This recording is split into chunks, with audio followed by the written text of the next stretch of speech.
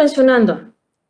Clínica. ¿Qué pasa con un paciente que tiene una estenosis pilórica hipertrófica congénita? ¿Qué le va a pasar?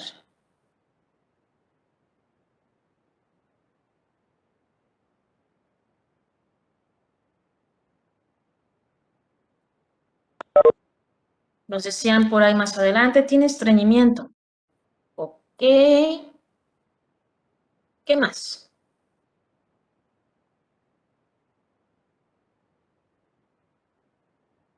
Inflamación del abdomen. Lejos de inflamación de todo el abdomen, usted ve al paciente acostado y se nota una especie como de jiba, una elevación a nivel epigástrica. Prenatal, ay, perdón, me faltó el de arriba. Reflujo, contracciones de estómago. Ok, bueno, con fin de contrarrestar esa zona estenosada, va a haber ahí movimientos de rescate. Prenatal, polidramnios. Ok, si fuera la atresia, sí habría polidramnios. La estenosis casi no te ocasiona el polidramnios. Vómito, no cualquier vómito. Aquí le dan al vómito. ¿Cómo lo describen? Porque es diferente, por ejemplo, aquel que tiene arqueos y después de 3, 4 arqueos, ahora sí vomita. Bilioso, será bilioso. A lo mejor tiene todas las secreciones ácidas del estómago. Estamos ya hablando de un paciente postnatal. Pero hay una característica particular. Vómito que lo presentan incluso hasta los pacientes que tienen un traumatismo craneoencefálico. También lo describen así. Ok, por ahí en privado nos ponen en escopetazo, en proyectil. Es un vómito abrupto, horizontalizado, sin arqueos ni nada. Inmediatamente viene el estímulo y sale. Por eso es en proyectil. Vómito en proyectil y visualización o palpación de esa jiba epigástrica, se sospecha de estenosis pilórica hipertrófica congénita. Y el problema fue la musculatura del píloro. ¿Qué les hacen? Como la del exorcista, algo así. ¿Qué les harán? Digo, porque si lo dejan así, este paciente pues no va a aumentar de peso, va a ver mermada su calidad de vida. ¿Qué hará? Desnutrición. Bueno, va a generar desnutrición, ¿ok? Lo que le llaman falla de Medro, ¿no? La reducción pondoestatural o estancamiento pondoestatural. ¿Qué les hará? Porque no hay un chochito de déjate lo doy y ¡pum! Se abrió el píloro. Por ahí nos ponen píloromiotomía. Miotomía, ok. Píloromiotomía. Entonces, si hay una píloromiotomía, puede ser que directamente se metan incisión, rompan las fibras musculares y se abre la zona estenosada. O bien, hay un procedimiento menos invasivo, donde a través de la región oral meten una especie de sonda muy fina que llega hasta aquí, obviamente guiada con un transductor de ultrasonografía. Cuando llega aquí, desde zonas exteriores, inflan como un globito. Al inflar el globito, ¿qué pasa? Se rompen las fibras musculares. Hacia continuidad a la porción duodenal. Y retiran el segmento, solamente que requieren estos pacientes pues un seguimiento muy estrecho porque hay riesgo de que otra vez se vuelva a estenosar. Por ahí nos ponen en privado, el efecto aquí es en la hoja esplácnica, mesodermo, placa lateral, hoja esplácnica, las cubiertas. Aquí ya no me alcanzan a llegar musculatura estriada desde arcos, como le pasaba al esófago. La de proyectil, ¿Cuál es su causa? Es que no escuché porque me estaba fallando. Al estenosarse el píloro, empieza a acumularse el líquido aquí, bueno, lo que es su alimento. Y enseguida, tarde o temprano llegará a centros superiores generando el reflejo nauseoso, pero este no va a haber arqueamiento como los clásicos pacientes cuando van a vomitar. 2, 3 arqueamientos y luego ya vomitan. Ellos no. Viene el estímulo y vomitan inmediatamente. Un vómito horizontalizado. Estimulación inmediata de la expulsión de la secreción. En la piloromiotomía hay una incisión directa, abierta, y la otra que meten una especie de balón que infla su zona distal y rompe las fibras, en ese no se abre. Es una forma, pues, menos invasiva, ¿sí?, de generar ahí la modificación. Nada más que, como todo estenosis, siempre corren riesgo de volverse a estenosar. Es el seguimiento que les deben de hacer. Entonces, el seguimiento ya es particular con el gastropediatra al inicio, quizá los esté viendo cada 3 meses y luego cada 6 o anualmente o cada 2 años, dependiendo del control que hayan tenido los pacientes. Entonces, sí se pueden volver a hacer las fibras y cerrarse esto de por estenosarse, ¿sí? Toda estenosis, de hecho cualquiera, se puede volver a generar. Es el control que deben de tener. No condiciona que a cada rato, cada 3 meses, el paciente esté con sus estenosis, no, tampoco es así. Si el paciente tiene una alimentación guiada por gastroenterología, por nutrición, perfectamente puede mantenerse permeable. Funciona. Ese es otro dato que también se debe de cuidar. Cuando se manipula el esfínter, háblese el pilórico, o me refiero también, sobre todo el anal, al romperse las fibras, puede quedar con datos de incontinencia. Ya no tener la fuerza suficiente como un esfínter. Entonces, si hablo a nivel anal, habrá incontinencia fecal. Si hablo de estenosis pilórica, habrá constantemente regresión o reflujo del contenido duodenal hacia zonas superiores. Son cuidados que deben de tener posteriores, ¿no? Pero bueno, eso ya es otra cosa. Sigo avanzando, llego a la porción de duodeno. Misma semana de gestación. Cuarta semana de gestación. En esa cuarta semana ya sé que el estómago giró. Eje longitudinal, eje anteroposterior, pero pues no gira como una estructura única. Abajo, sobre todo, tiene modificaciones. ¿Por qué? Pues porque ese duodeno es la continuidad inmediata y adopta una forma como en sí, que es la forma que vemos acá.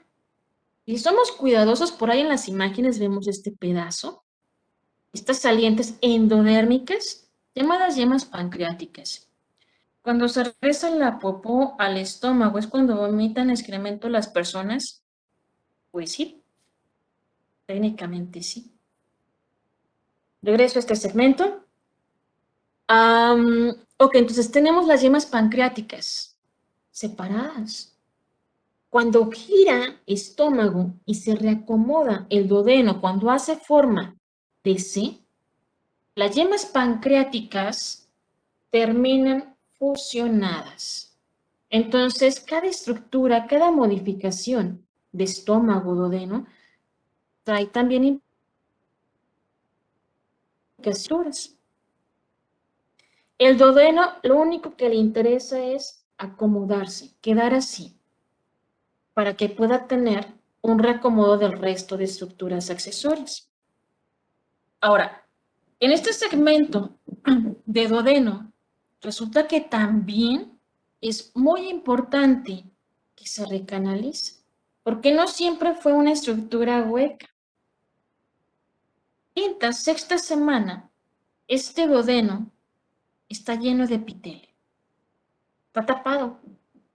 Es un estado sólido prácticamente. No hay continuidad hacia los segmentos continuo o a lo que sigue de intestino delgado. Se tapa.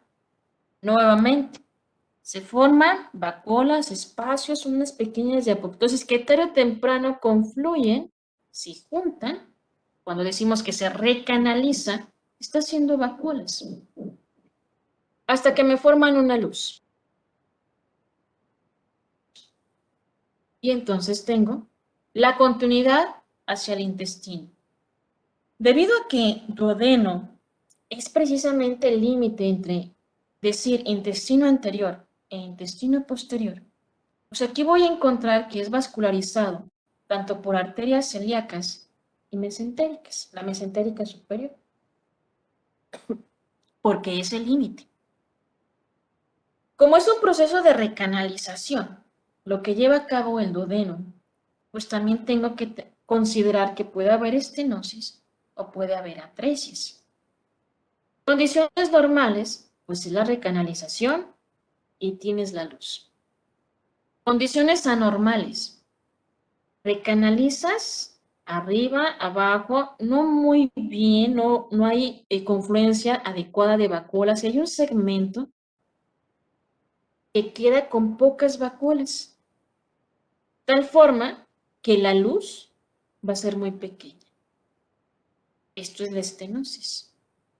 ¿Hay paso o continuidad del duodeno? Sí, sí hay, pero está muy delgada. En cambio, en las atresias, viene aquí la vacuolización, escasa también, y hay un pedazo que de plano no tiene vacuolas, no recanalizó, y entonces genera una obstrucción, una incapacidad de continuar con el segmento posterior. Las atresias duodenales van a configurar también modificaciones en los segmentos posteriores de duodeno, van a estar más delgados porque no van a tener continuidad del interior de ese duodeno. Atresia duodenal, estenosis duodenal. Es similar el mecanismo entonces a lo que habíamos configurado de estenosis y atresia esofágica. Solamente que aquí pues no tiene para nada que ver o complicaciones con respecto a región pulmonar. Luego entonces tenemos ahí imágenes, inciso A, inciso B, ultrasonografía prenatal. Este es el estómago, este es el duodeno, lo mismo acá, el estómago y el duodeno. Inciso A, el de arriba y el B, el de abajo. ¿Quién es la atresia y quién es la estenosis?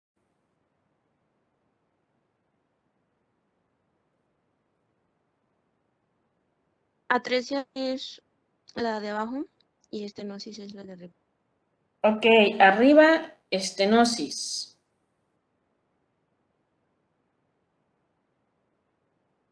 Y abajo, atresia, ¿no? Abajo, atresia, exactamente.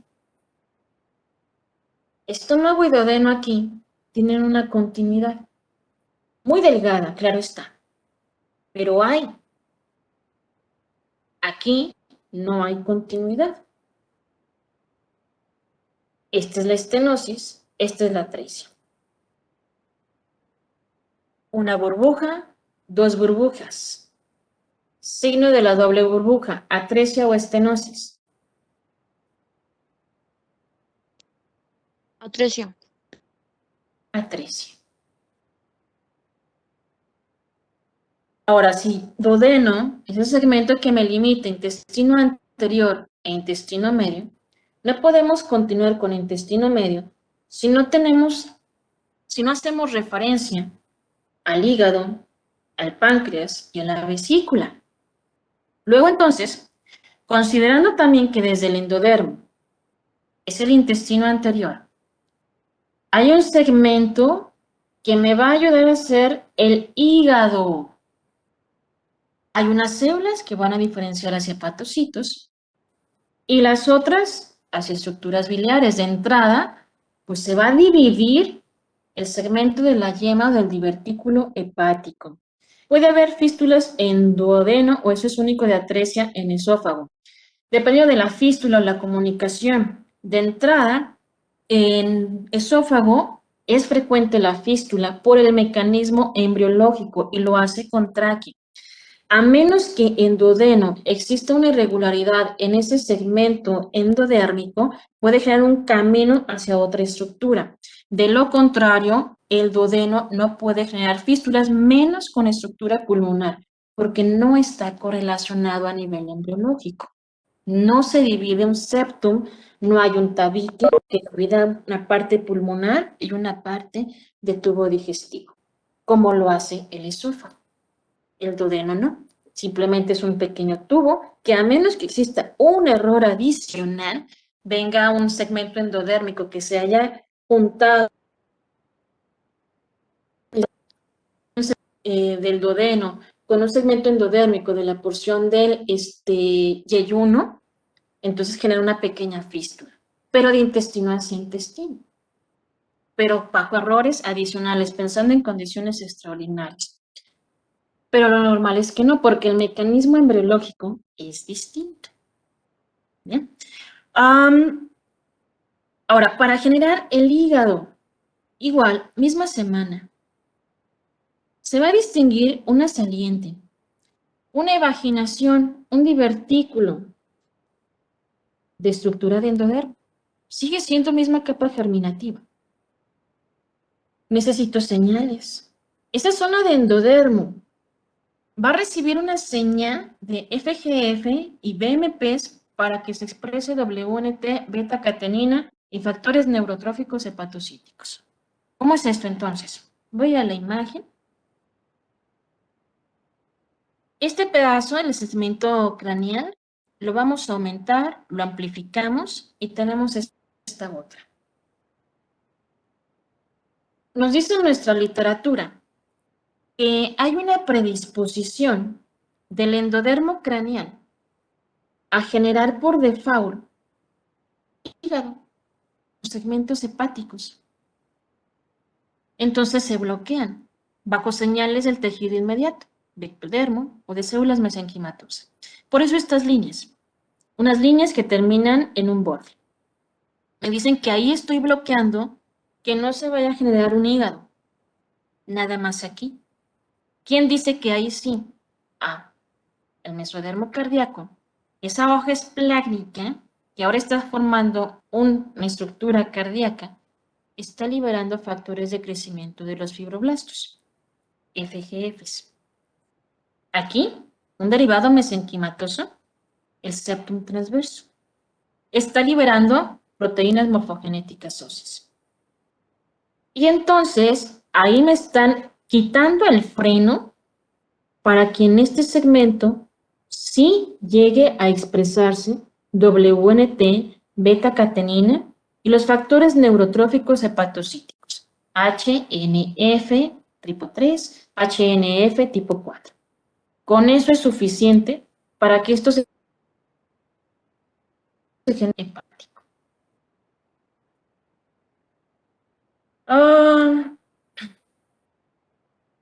Okay. Ahora, ya tengo ahí la zona que se va a generar como una estructura hepática. Viene la saliente, un divertículo. De ese endodermo sale un divertículo. Un divertículo es como una protrusión, literalmente. Imagine una protrusión en este pedacito. Esta protrusión es precisamente el divertículo hepático. Desde semanas muy tempranas embrionarias empieza a configurarse. Cuarta semana. Aquí hacemos alusión con los números a estadios de Cornell. Cuarta semana. Ahí está el divertículo. Ya tengo expresiones de FGF, BMPs, HNF3, HNF4. Estas células van a empezar a diferenciarse. Gracias a el septum, voy a formar el estroma hepático. Y voy a generar la configuración trabeculada propia del hígado. Seguirá avanzando las semanas de gestación Y tarde o temprano voy a distinguir canalillos vasculares, canales vasculares, importantes también para funcionamiento de la estructura. Y algo importante de la función será hematopoiesis. ¿No es el primer órgano hematopoyético del embrión? ¿Cuál es el primer órgano hematopoyético?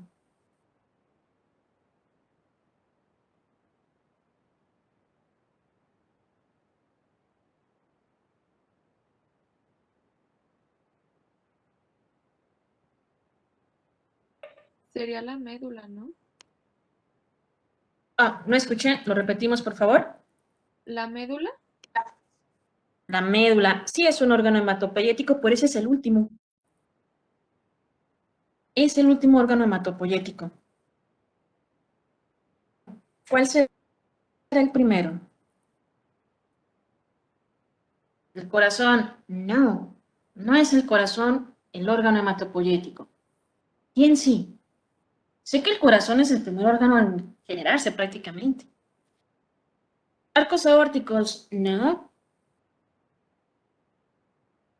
Los islotes sanguíneos, ¿dónde estaban esos islotes sanguíneos?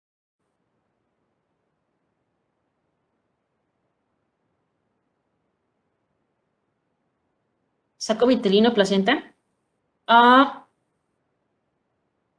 Saco vitelino. El primer órgano hematopoyético a nivel intrauterino, me refiero, de nuestro desarrollo, es el saco vitelino. Pero mencionamos, el saco vitelino hacia la sexta semana pierde contacto con el producto, con el intestino medio y luego va a degenerar en condiciones normales. Mi órgano hematopoyético, pues, si lo pierdo, necesito a alguien que tome la batuta de la hematopoiesis. Y entonces es cuando el hígado empieza a prepararse. Y después del hígado, ¿quién va a ser el siguiente órgano hematopoyético?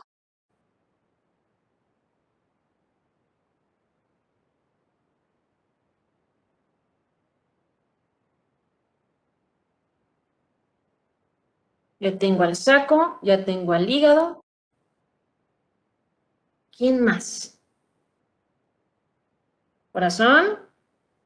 ¿Ah? ¿Médula ósea? No, todavía no.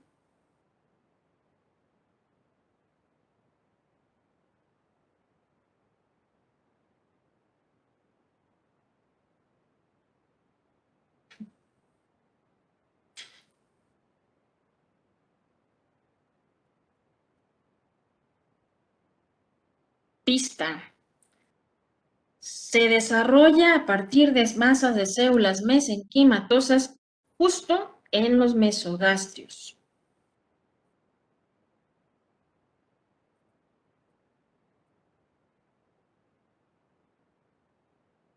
Ya le dije el origen.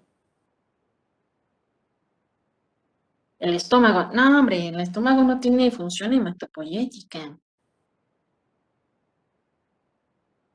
Buen intento, está en la región abdominal, pero ahí no va. El vaso. Exactamente. Y ahora sí, después del vaso, ¿en dónde es finalmente el centro hematopoyético por excelencia? La médula. Centro hematopoyético por excelencia es la médula. Hígado y vaso forman centros de hematopoiesis en etapas todavía fetales. De hecho, ya en la persona adulta, la hematopoiesis hepática prácticamente ya no está. En el vaso todavía incipiente, pero predomina el de la estructura médula. Entonces, muy importante, hematopoiesis es de médula en personas adultas. De ahí el fundamento de por qué el paciente con leucemia le toman un aspirado de médula ósea para saber cómo es el ritmo de generación de sus linajes celulares. Después de la quinta semana, apenas se va a formar el vaso. El vaso Empieza a conglomerarse esas células justo aquí, cuando ya el hígado es centro de hematopoyético. Pero durante el periodo fetal, después de la 9ª semana, es cuando el vaso tomará la batuta. Es decir, será el centro de hematopoiesis. Ok. Y al nacimiento, prácticamente la médula. Bueno, regreso aquí. 7ª semana, 8ª semana, sigue proliferando el desarrollo de estructura hepática. Hay unas zonas que tienden a obliterarse, pero después van a generarse igual una zona de vacuolización para generar una estructura hueca. Lo mismo va a pasar con una estructura adicional a la estructura hepática, que son estructuras que se tapizan de células y luego se forma un hueco. Un detalle también importante. Cuando termina el periodo embrionario, se ha desarrollado ya estructuras importantes para el sistema portal. Y el hígado va a tender a aumentar de tamaño de forma significativa versus otros órganos. El hígado es el que se destaca por eso. Hacia la 9ª semana, ya en un periodo fetal, por eso lo pongo aquí aparte, porque no es embrión en ese momento, se dice que el hígado representa el 10% del peso total del feto. Una cantidad significativa, no correspondiente al resto de órganos. Lleva un crecimiento importante. De hecho, gracias a este crecimiento tan mayoritario de la estructura hepática, es que algunos órganos se ven forzados a salir mientras se están configurando a través del cordón umbilical y luego ya van a regresar. Conforme aumente de tamaño, pues empezará a funcionar. Formando aquí, la formación de la bilis será más evidente o aparente después de la semana 12ª. Es esta bilis la que va a favorecer la tinción característica del meconio, un tanto verdoso. Entonces, importante, esta zona, llamado septum o tabique transverso, está señalizando a la región endodérmica para que genere el hígado, tal cual. Entonces, a partir de este septum, de este tabique, señalizo a este endodermo y empieza la diferenciación del estroma hepático. Semana 12ª, producción de bilis o 12ª. 12ª es lo mismo que 12ª. Ok, ahora, este cúmulo de células se van a reorganizar. No es simplemente pues un divertículo y listo, no, se segmentan. Hay dos zonas de reconocimiento de ese divertículo. La zona craneal, llamada yema hepática, y la zona caudal, que me va a corresponder a la vesícula biliar. Parte craneal, hígado, parte caudal, vesícula. Ya después, en la zona inmediata o proximal, va a destacar la yema ventral pancreática. Esto sería después. Pero primero aquí me interesa el desarrollo de esta estructura. HNF, 3, 4, septum transverso liberando BMPs, etc. Esto se está ramificando, esto se está diferenciando. Etapa embrionaria, termina una estructura hepática que solo tiene que crecer prácticamente. Forma más proximal de la yema hepática empieza a estrecharse. Se van generando los conductillos. Conducto hepático. La zona caudal se va a estrechar. Me forma el cístico. Los dos pues estarán conectados a través del colédoco. Y lo mismo, esto está tapizado de células. Tienen que recanalizar y entonces formar una luz para que tenga contacto toda la producción de la estructura hepática, la producción y el almacenamiento en la región de vesícula, caiga hacia una zona hueca llamada conducto y luego hacia otra zona hueca llamada colédoco. Es así el sistema.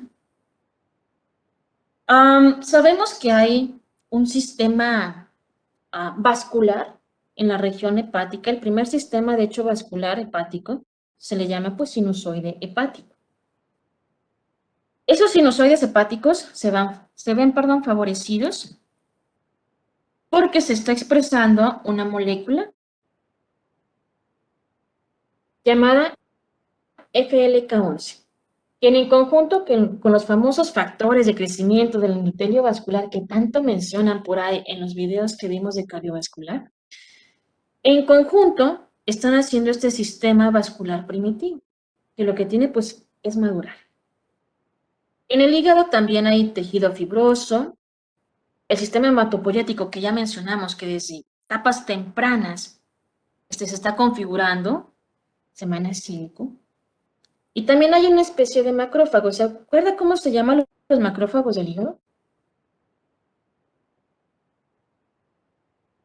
FLK1.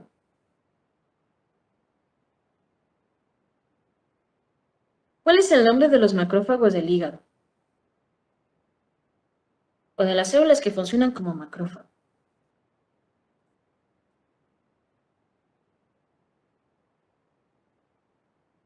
Kupfer. Ok, entonces esas se han generado gracias a quién? O sea, que el septum transverso está induciendo a esa estructura hepática. Es muy importante entonces el septum transverso, es como un centro también señalizador para especificar zonas endodérmicas. En este caso el hígado se ve muy favorecido por todo lo que está liberándose de este septum, en su mayoría BMPs, proteínas morfogenéticas óseas.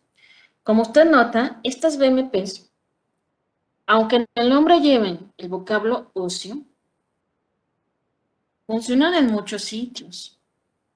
Nosotros las encasillamos, por ejemplo, la variante 4, sobre todo con apoptosis, en extremidades. Pero hay otros sitios donde participan para generar órganos. Entre esos es aquí. Ahora usted reconocerá que la estructura hepática tiene segmentos, lóbulos. La cantidad de sangre oxigenada sabemos que está fluyendo pues desde la vena umbilical. Estamos hablando de una etapa prenatal, ¿no? Viene desde la vena umbilical. Y el primer órgano es al hígado. El conducto venoso tiene su esfínter, que me está regulando pues, la cantidad de sangre que tiene que estar abordando la estructura hepática o irse directamente a la estructura cardíaca, dependiendo de los flujos. Es un regulador fisiológico. Es precisamente gracias también a esta llegada de sangre regulada a través del conducto que me permite la segmentación del hígado. Al inicio, en la cuarta semana, cuando apenas es una masa ahí que se va a generar y empieza la segmentación, los dos lóbulos son igualitos. Pero la anatomía normal me dice que no son iguales. El lóbulo derecho tiene un tamaño distinto al izquierdo.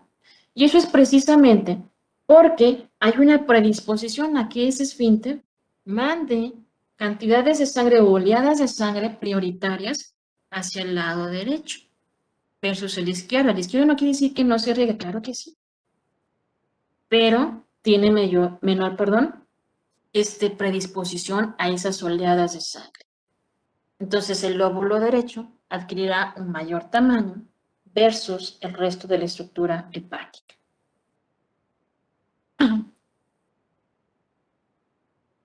Luego, entonces, no olvidar, a pesar de que el divertículo hepático simplemente se forma como una zona saliente de endodermo, siempre necesito identificar una porción craneal como la estructura hepática, en donde van a funcionar todos esos factores para generar los sinusoides hepáticos, inducciones del mesénquima transverso, etcétera, para hacer una estructura hepática funcional. Y acá abajo voy a estar generando una estructura biliar. Van a estrecharse en su zona más próxima. Al estrecharse, será fundamental la generación de los conductillos. Tanto la estructura hepática como la estructura biliar, pues también están suspendidas. ¿Quién les ayuda a suspenderse, a sujetarse? Mesenterio ventral. Ese mesenterio ventral, pues es el que le conocemos como el omento o el epiplón. Quizá usted lo conozca más como epiplón, el epiplón menor.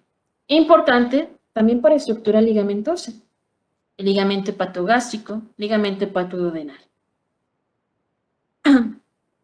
Ahora, prácticamente todo el hígado está cubierto por este mesenterio.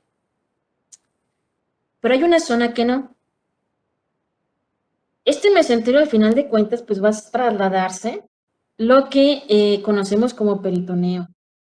El mesenterio ventral es el que sujeta a la estructura hepática, lo suspende, así como las vías biliares.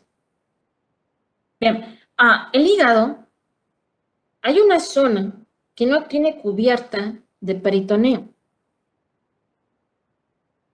Es la zona superior. Esa zona está desnuda de peritoneo. Está en contacto directo con el diafragma. De tal forma que si ese diafragma está abierto, es posible que en una hernia diafragmática, dependiendo en dónde esté, ¿no?, el hígado, porque no tengo la cubierta. Bien. Ahora, pensemos en condiciones anormales. Este segmento que se está estrechando, que me va a formar pues el conducto hepático, puede ser que pierda la continuidad del grupo de células y se divida. Entonces, así como se divide aquí en su zona inmediata, donde surge en el hilio hepático, así llamado, puede ser que continúe esa pérdida de continuidad y entonces tener dos conductos hepáticos o conductos hepáticos accesorios. Y así se va a ver como dos salientes. ¿Habrá implicación clínica? No, en realidad no. Mientras sean canales, aunque sean pequeños o más estrechos, que estén comunicando la región hepática con la región del colédoco, nadie se da cuenta. Pero en el momento que uno se obstruye, entonces hay consecuencias. Acá adentro, vía biliar, así como los conductos, sufren un proceso de recanalización. Si no se lleva a cabo, se oblitera, se obstruye. Y entonces hacen las atresias de vías biliares. Y ahí sí va a haber consecuencias. ¿Cómo se imagina que va a tener la clínica un paciente, un recién nacido, sus primeros días, que tiene una atresia de vías biliares? ¿Cómo lo van a notar?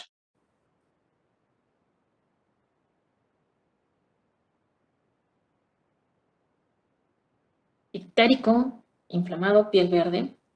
Bueno, no verde así como tal cual, pero sí ictérico. Pero no va a ser una ictericia donde le ponen la fototerapia y listo. Ya sea en el pedestal o la, ¿cómo le llaman esta? Sábana blanca. Ictericia es piel amarilla. Esta es distinta, es una ictericia que no cede. Ictericia que no cede, que está ya complicado el paciente. Cuidado. Inmediatamente hay que descartar una atresia de vías biliares, porque entonces sí, el paciente se puede comprometer a tal grado que se va a morir por la atresia de vías biliares que no se detectó de forma oportuna. Por eso las ictericias, aunque los recién nacidos uno espera una ictericia fisiológica por inmadurez del hígado, hay de ictericias a ictericias. Cuando no se esa ictericia, hay que buscarle dónde está el problema. No puede ser el primer meconio. Tendrá una coloración distinta. Estas evacuaciones serán más pálidas de lo normal. Ok. ¿Qué otras alteraciones podemos plantear? Imagine acá, el inciso A está obstruido. Aquí nada más es el colédoco. Entonces, todo lo que se está generando en porciones superiores se está acumulando. Se distienden entonces los otros conductos, pudiéndome comprometer a las estructuras. Y lo mismo, es el clásico paciente que tendrá un compromiso inmediato si no se detecta el problema. Nos vamos al inciso B. El inciso B nos dice ahí, tienes una duplicación de la vesícula biliar. ¿Por qué? Porque el segmento caudal de ese divertículo se segmentó, perdió continuidad. Y tengo doble vesícula. Sin embargo, confluyen en el cístico, está el hepático respetado, llegan hacia el colédoco y este hace lo suyo con la región duodenal. Clínica. ¿Habrá alguna clínica en este segmento cuando hay doble vesícula? ¿Qué se imagina? ¿Hacer mayor producción de bilis? Mayor producción, ¿será?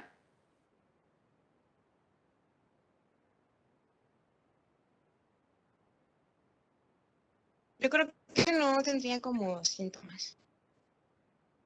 No habrá implicación. Yo En siento realidad, que sí. nadie se va a dar cuenta. Ah, ¿escucho? Perdón, si por ejemplo tuviera dos vesículas biliares, no sé si vaya a ser cada una igual la misma función, ¿no? Que sería como absorber grasas, entonces ahí podría ser algún problema de absorción. Problemas de absorción. Mientras las dos estructuras sean funcionales, nadie se va a dar cuenta que tiene una duplicación de la vesícula. Los pacientes pasan asintomáticos. No se dan cuenta. Pero si solamente una de ellas, aunque sea solo una, ya trae problemas obstructivos, no funciona, o el conducto cístico se obstruyó, las dos se comprometen. Si funciona bien, pasa entonces desapercibido. Si no funcionan, entonces sí vienen las consecuencias. Y se va a manifestar igual como cualquier proceso a nivel biliar. Nos vamos con otra estructura. Todavía no pasamos del intestino anterior. Seguimos en estructuras de intestino anterior. Páncreas. Desde imágenes previas se visualizaban estas zonas, salientes también endodérmicas. Yema pancreática ventral, yema pancreática dorsal. Noten aquí que el estómago todavía no gira, el duodeno todavía no está en C. ¿Qué va a pasar entonces?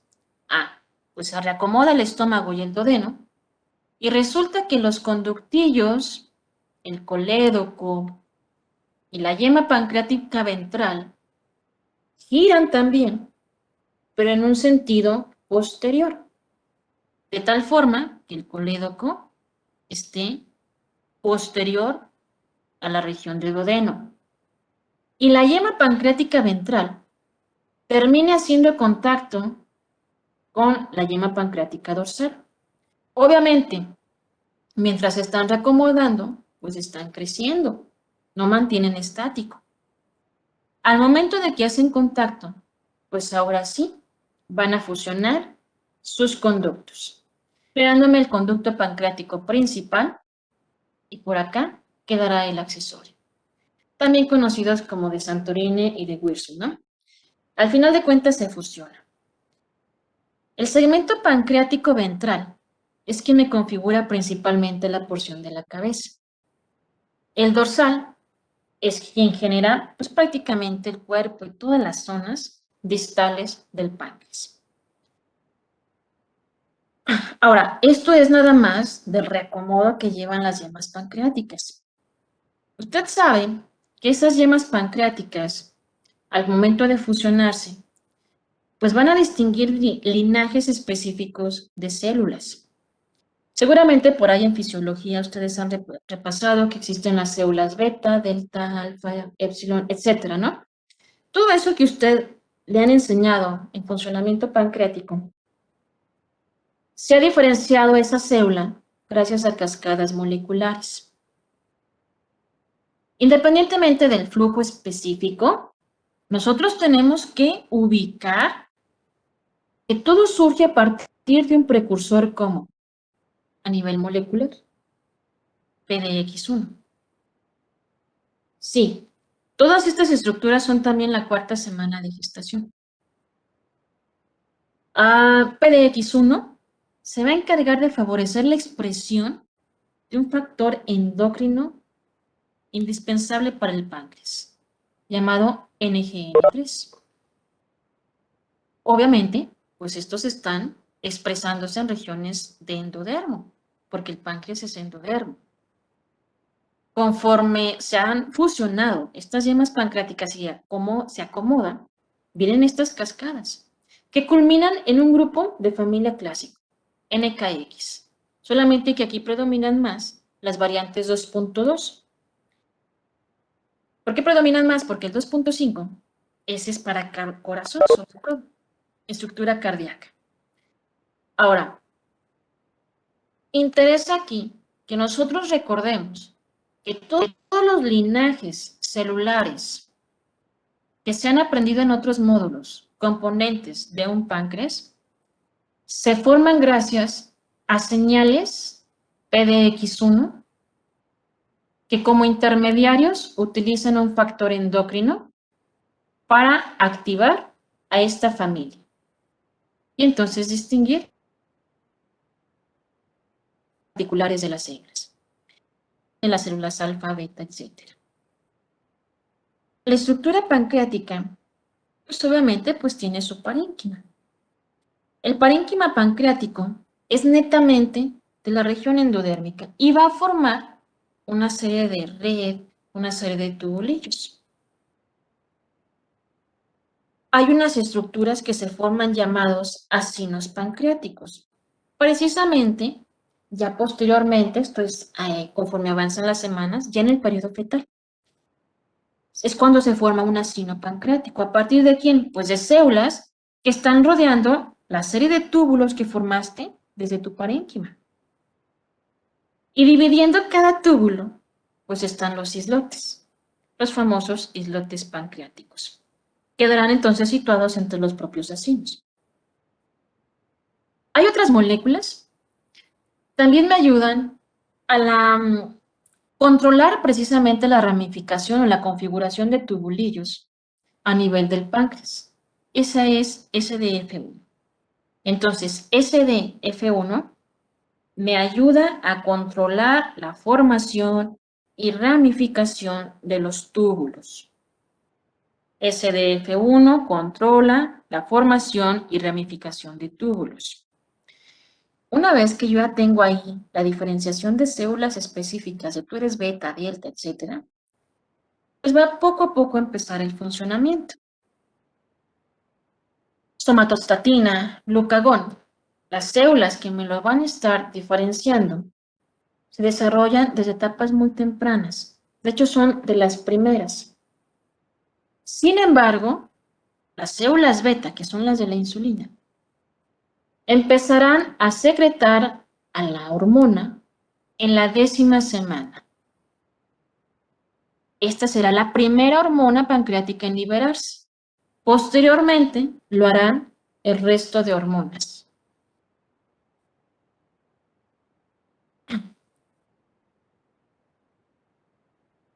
¿Qué pasaría si esta estructura pancreática no se desarrolla de acuerdo a lo previsto? Toda estructura que lleva una migración o que se forma en base a pedacitos puede generar restos en el camino. Así sucede con el páncreas ectópico. A lo mejor mientras iba girando, la yema pancreática ventral dejó pedacitos. El problema que con esos pedazos va a ser el funcionamiento, obviamente. E incluso los pedazos ectópicos pueden generar neoplasias, cáncer. Ese es el problema. Quizá usted diga, bueno, pedazos de páncreas, pues funciona mejor en diferentes segmentos. No, Hay que darle seguimiento, precisamente porque pueden tener un componente de neoplasia. Ahora, anular. Un páncreas anular es como la imagen que usted está viendo ahí en pantalla.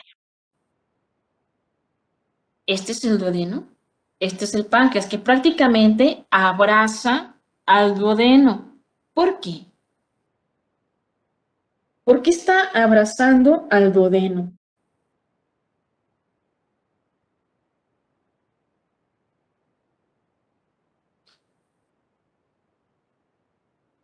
No termina de girar. En realidad el problema no fue nada más de la yema pancreática, sino los giros que necesitan realizar las estructuras intestinales inmediatas. Es decir, al no girar o girar incompleto, se fusiona así con la parte dorsal. Mientras crece, pues tarde o temprano hará su fusión, pero estrangula al duodeno. Y obviamente una clínica obstructiva. Ectópico, segmentos que se quedan en el camino, pedazos de páncreas en el camino. Ectópico en sitio distinto al adecuado o al original. Ojo, aquí dice diabetes mellitus materna. No es una malformación. En realidad va enfocado en qué pasa con la diabetes materna y con el feto, sabiendo que funciona desde la etapa de las 10 semanas, este feto ya produce insulina.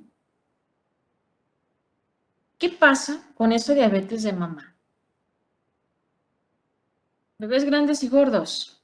¿Por qué? Porque hay un niño macrosómico o grandote.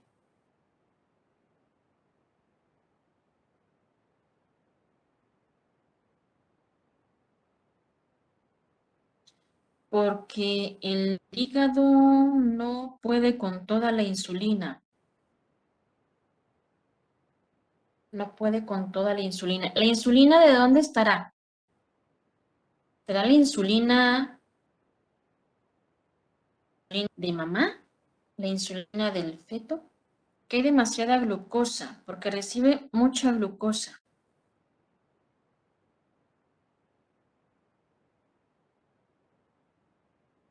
Cuando una mamá es diabética, no controlada, esta mamá pues trata de contrarrestar esos niveles de glucosa y pues libera la insulina, ¿no? Sin embargo, esa insulina está tratando de contrarrestar siempre y cuando todavía tenga, ¿no? Esa no pasa al feto. De todas las hormonas, la insulina le cuesta mucho trabajo pasar la placenta. Entonces, pues este feto, que le está llegando altas concentraciones de glucosa, necesita hacer uso de su páncreas. Lo hace hiperfuncional. Está forzando a sus células beta para que puedan liberar más insulina y lograr contrarrestar la glucosa que viene desde mamá. Entonces hace una hiperinsulinemia. Es la hiperinsulinemia la que tiene consecuencias en su macrosomía, este grandotote. Al momento del nacimiento, este bebé pues ya no va a tener las cantidades extraordinarias de glucosa que le llegaban de mamá. Ahora depende de la glucosa que le va a estar llegando de su alimentación. Entonces, su páncreas literalmente pues ya está descontrolado. Él se acostumbró a trabajar con altas concentraciones de insulina, liberando mucha insulina. Entonces, la poca glucosa que anda en la circulación del recién nacido inmediatamente se bajará. Por eso genera hipoglicemia, entre otras alteraciones metabólicas, ¿no? Sin embargo, la macrosomía a veces pensamos, pues nada más está grandote. No. Asómate a los órganos. Fíjate principalmente en el corazón. También está grandote. Cardiomegalia. Y si el nivel de hiperinsulinemia fue tan drástico, a lo mejor hasta te afectó el cierre de tubo neural, mielomeningocele. O a lo mejor no se distribuyó bien, si fue desde etapas muy tempranas, el mesodermo, extremidades fusionadas, sirenomelia. Pues hay muchas consecuencias, por eso se insiste tanto en que si la mamá tiene diabetes, se controle, no se embarace hasta que esté bien controlada. Y si se visualizó la diabetes hasta que estaba embarazada, que se controle, dieta, alimentación adecuada, porque si no el feto va a tener consecuencias y no terminan cuando nace, vienen posteriores.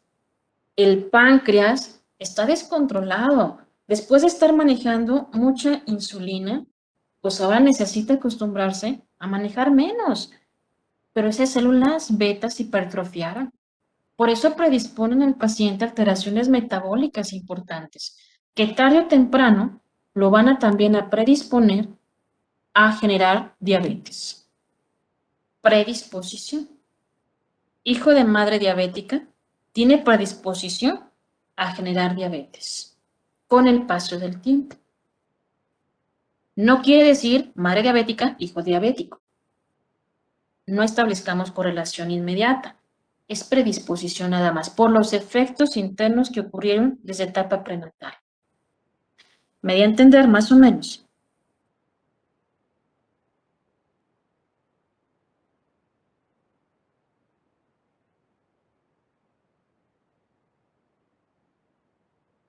Ahora, vaso. Usted va a decir, ¿cómo vaso de tubo digestivo? Sabemos que propiamente no es una estructura de tubo digestivo, pero resulta que se desarrolla precisamente a nivel del mesogastrio dorsal. Estructuras de sostén o de soporte de tubo digestivo. Ahí, en las capas del mesogastrio, ve una acumulación de células mesenquimatosas, una masa, que hacia la quinta semana, a pesar de que ya se identifica ahí un cúmulo, nada más, pues no tiene una configuración clásica de tú eres la cápsula, en las porciones internas, lo que es la pulpa blanca, roja, la condición vascular, no la tiene. Esa la adquiere hasta etapas fetales. Por eso en un embrión, pues no funciona como una estructura de hematopoiesis todavía. Necesita estar bien configurado. La hematopoiesis esplénica es en la vida fetal, entonces. Por eso necesito al hígado, en lo que el vaso termina de configurarse. ¿Quiénes la ayudan a que ese cúmulo de células mesenquimales pues se tienden a reconfigurar? Capsulina, y el nombre lleva, que me va a configurar la parte externa, y la parte interna, pulpa blanca, roja, estructuras vasculares, OX11 y VAP-X1. Importantes. Un dato muy importante es que al inicio, en un feto, el vaso, hasta que no termine de actuar bien la capsulina, en formar una estructura, una cápsula, una cubierta uniforme, es decir, lisa, se van a distinguir como lobulaciones en el vaso. Estas lobulaciones van a modificarse hasta etapas postnatales y es cuando ya va a adquirir la forma característica lisa. Pero antes no. Es normal que en un ultrasonido prenatal diga que se observan lobulillos a nivel esplénico. Es una variante. Mientras no me digan que hay segmentos diferentes de vaso, es decir, múltiples vasos, eso ya es otra condición, porque quiere decir que esa masa mesenquimatosa empezó a dividirse. Eso hay que correlacionarlo con otras cosas, pues más delicadas, como cuál. Hay algo que le llaman poliesplenia. ¿Y eso qué es? Es como dice el vocablo, múltiples vasos. Podemos pensar sencillamente, bueno, poliesplenia, múltiples vasos, las masas mesenquimatosas, se dividieron, se segmentaron, probablemente en X25, OX, BAPS, no funcionaron, o desde la capsulina ya estaba formada, pero generó septum o varios tabiques y tengo varios vasos. Resultaría muy sencillo visualizarlo así. Pero resulta que cuando esa masa se equivoca, también se equivoca la lateralidad de los órganos. Es tan importante el desarrollo esplénico que en sus moléculas están incluidas también moléculas de lateralización, como las NKX. Es una de tantas. ¿De acuerdo? KX. Entonces, si se equivoca, es frecuente encontrar también órganos alterados. De ahí entonces que sacamos alusión a ese diagrama. Si tus sólidos, todo está bien. Si yo lo veo de frente, pues está el acomodo normal. Inversus, en espejo, ¿no? Como lo habíamos visualizado por ahí en la especificación de ejes del embrión. Pero aquí, ¿qué dice? Isomerismo izquierdo, heterotaxia, poliesplenia.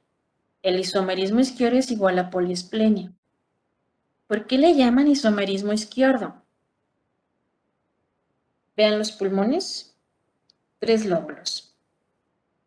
Se omite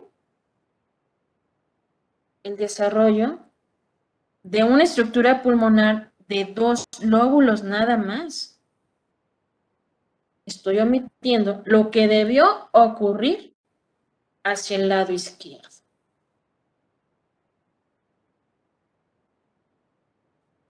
El corazón por ningún lado, en medio.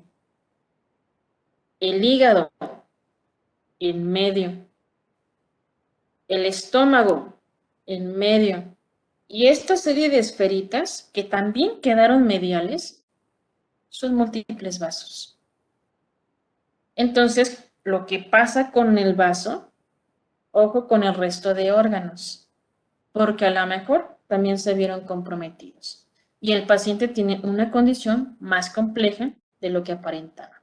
Por eso las heterotaxias resulta que se complican más que hablar simplemente de un situs inversus.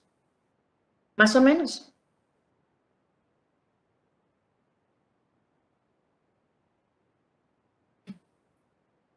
Continúo hacia abajo. Intestino anterior, a excepción del divertículo respiratorio, ya tenemos la idea de cómo surge el estómago, el esófago, lo que acontece con el divertículo hepático, cómo se divide en una parte craneal, caudal, el caudal hacia vía biliar. Basal, a esa zona de emergencia del divertículo hepático estarían las yemas pancreáticas, que aquí no se ven en el esquema, pero sé que existe una ventral y una dorsal. El duodeno es justamente el sitio que me va a marcar tú eres anterior y tú eres posterior. Luego entonces, si continúo con el resto de intestino delgado, pues me encuentro con el intestino medio. Esta zona mesentárica superior. Vea cómo el intestino medio tiene una correspondencia en el conducto vitelino. Si yo viera acá la continuidad del conducto vitelino, me encontraría qué estructura en forma de esfera o burbuja por acá. ¿Con quién comunica el conducto vitelino?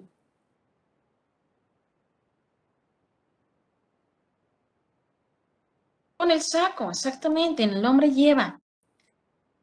Aquí estaría el saco vitelino. A la 6ª semana va a perder la conexión. Pero nada más ahora está hacia nivel del intestino medio.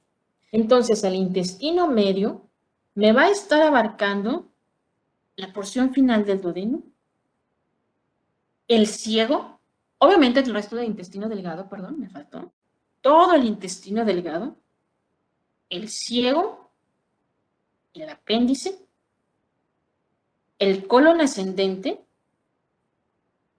y prácticamente un poquito más de la mitad. Esto es el intestino medio. Parte distal del duodeno, el resto de intestino delgado, el ciego, el apéndice, colon ascendente y poco más del colon transverso.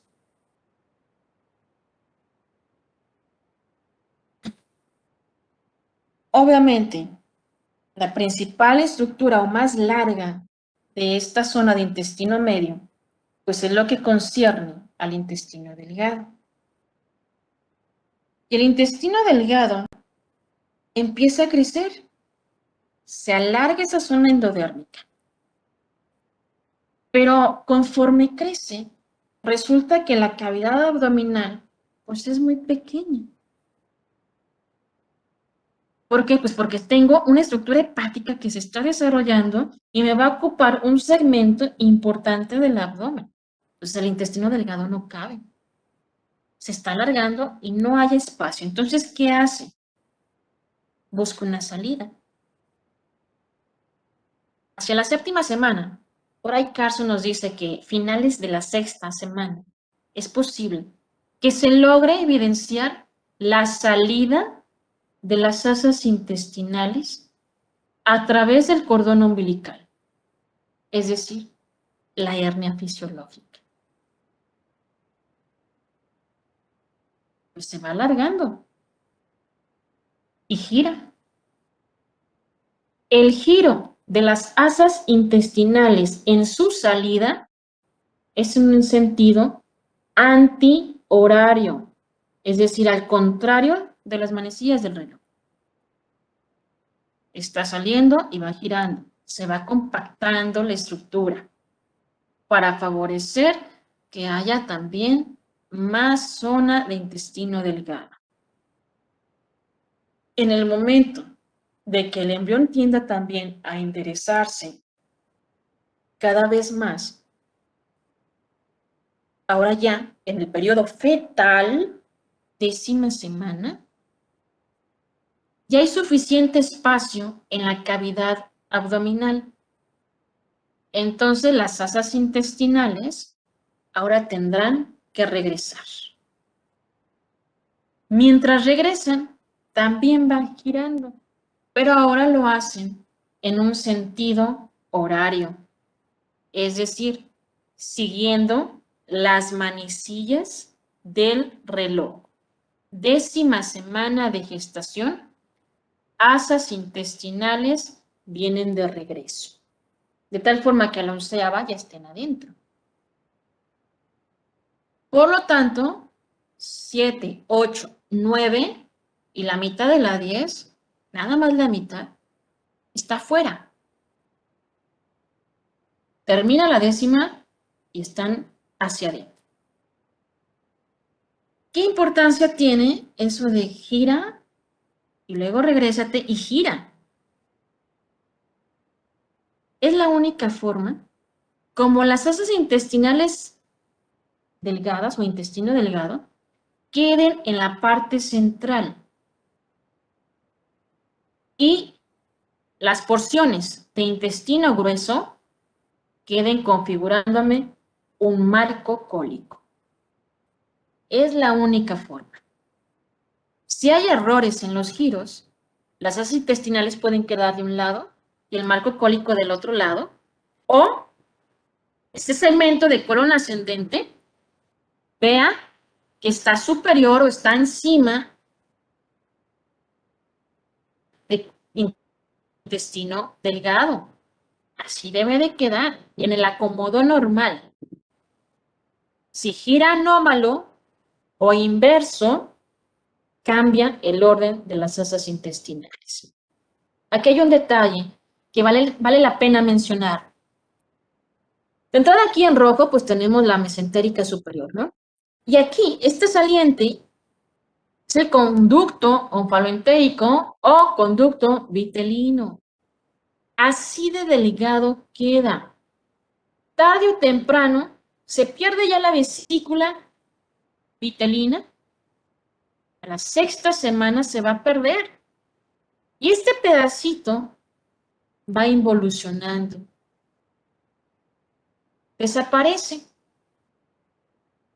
o se fibrosa, pero no va a quedar como un hueco en condiciones normales. Se fibrosa. Si quedara como un remanente, ¿cómo se llama el remanente del saco vitelino? ¿Se acuerda? Vestigio de saco vitelino, divertículo de Meckel. Aquí estaría el divertículo de Meckel. ¿Bien? La siguiente imagen que tenemos ahí, vemos esta zona que me está señalando la flecha. Son las asas intestinales, están herniadas. En este momento del desarrollo, si yo hago un corte transversal, me encuentro con el dibujito. Noten aquí, obviamente las estructuras vasculares, la vena, las arterias, sabemos que es la vena umbilical izquierda, pues porque la derecha desapareció. El segmento de alantoides es endodermo también. Y esta serie de tubos, por el nivel de corte que se hizo transversal, pues voy a encontrar varios tubos. Son el intestino. Porque ahí se está prácticamente compactando mientras está girando. En la 10ª semana, estos tubos deben desaparecer porque ya regresaron las asas intestinales.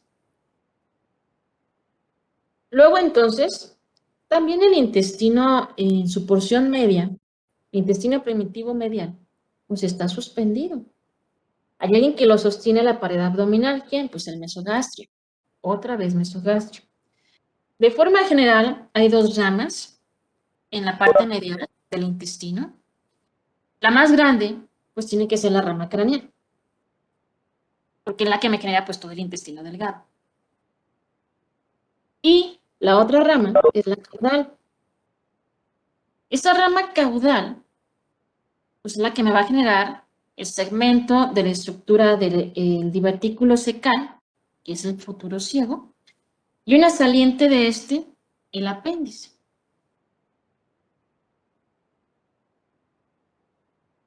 Luego entonces, este es el intestino delgado. Este es ese espacio, conducto vitelino, que debe desaparecer, fibrosarse. Y este abultamiento es la yema cecal. Este es el segmento entonces de la rama caudal.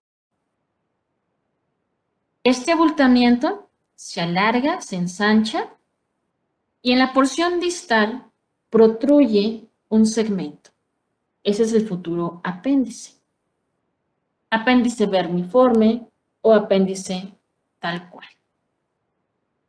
Conforme avanzan las semanas, ya en un periodo fetal, resulta que se ensancha el segmento distal o la rama caudal del intestino medio se está ensanchando y vienen esos cambios finos, como engrosamientos, irregularidades, ondulaciones, literalmente, en la estructura colónica, y el apéndice sigue creciendo.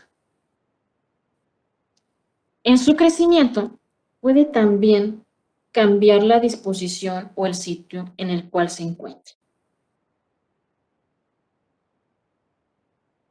Imagen superior izquierda. ¿Qué se observa ahí?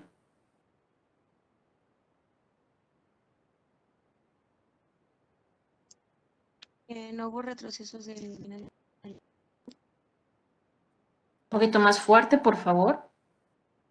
Que no hubo retrocesos del intestino delgado. Ok, nuevo retroceso. Herniación de intestinos.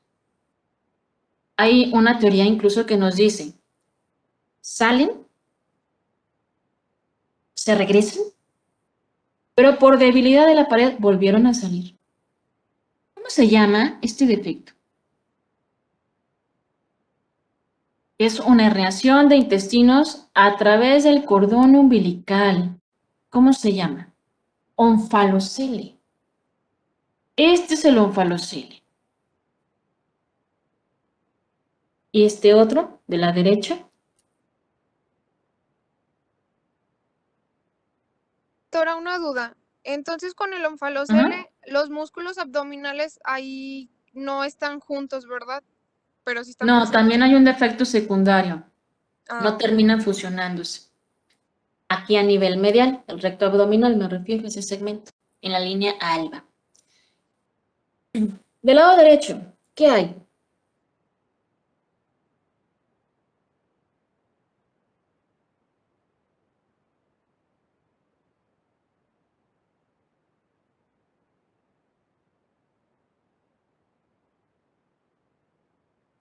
Intestinos expuestos, exactamente, fuera de la cavidad, pero es diferente al de la izquierda.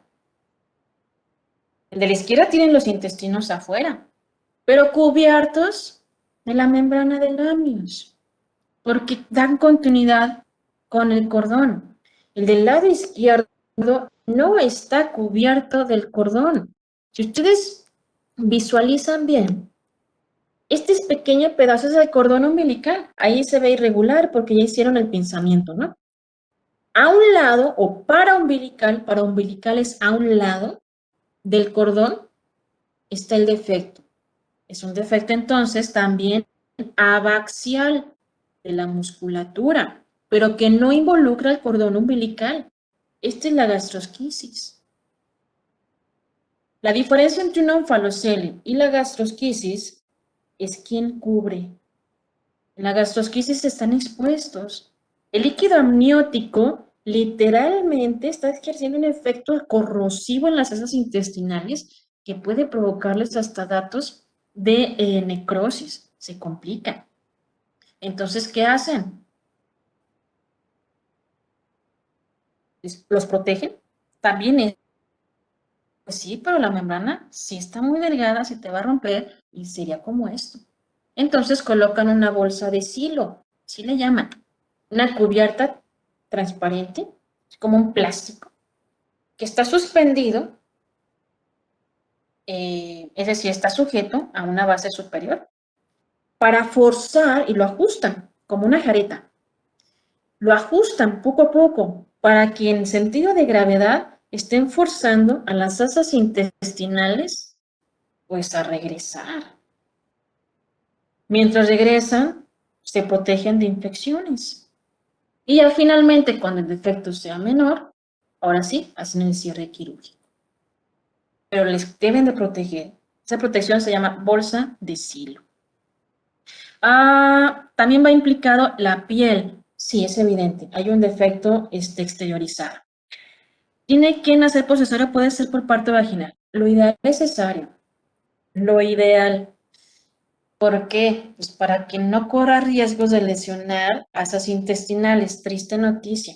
A veces no se dan cuenta que trae gastrosquisis, que trae onfalocele, nace vía vaginal y córrele por el silo porque los dañaste a las asas intestinales. Se pueden hasta perforar, pues sí, se complican mucho. Entonces, defecto abdominal se detectó prenatal, cesárea. No te puedes arriesgar a exponer más tubo digestivo. Obviamente, pues el funcionamiento de tubo digestivo en una onfalocele o gastrosquisis va a tardar en ajustarse nuevamente. Tardan bastante. Es el clásico niño que tiene también intestino perezoso, que no funciona bien, etc., ¿no? El onfalocele, a pesar de que están cubiertas sus asas intestinales, es el que correlaciona más con otras malformaciones cromosómicos, como trisomía 18 o trisomía 3, y les va mal. Su pronóstico de vida es malo. Pero si viene aislado y se logró proteger y se realizó todo el cierre y demás, les va bien. La gastrosquisis no correlaciona tantas malformaciones con cromosomopatías, pero el problema es procesos sépticos. Entonces hay que vigilar eso y el manejo inmediato a nivel de cirugía. Y les puede ir bien. Su pronóstico de vida, su esperanza, no debe verse comprometida si se actuó de forma inmediata. Si no, al paciente se le va a morir de una sepsis. Por eso deben hacer vía cesárea. Y el de abajo. ¿Qué hay ahí? Allá abajo. Esa es una hernia umbilical. Hernia umbilical, exactamente. Obviamente les va excelente. Cuando el bebé llora, esta zona se abulta. El anillo aquí está abierto. Muchas veces el tratamiento es conservador. ¿Por qué? Porque resulta que es una inmadurez, es una debilidad abdominal. Pero conforme el niño adquiere sus hitos del desarrollo,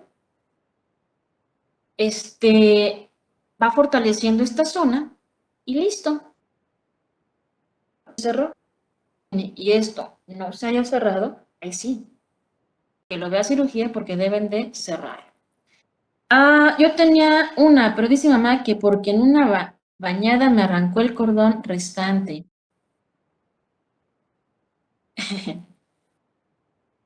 Una monedita. Sí.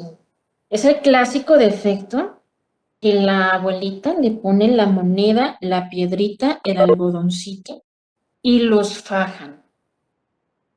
Ojo, no debe ser.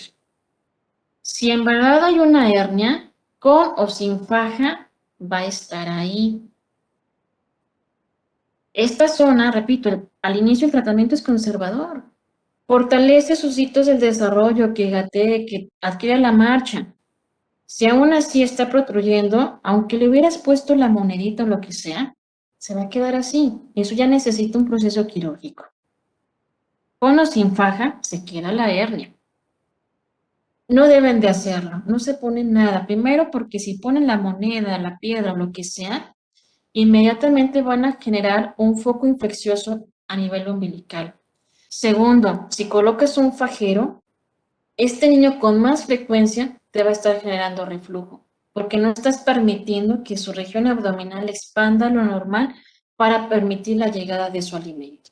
Entonces, no, nada de fajeros, nada de moneditas, de piedritas, nada que les pueda perjudicar la zona. ¿Sí? Entonces, esto simplemente es vigilancia al inicio.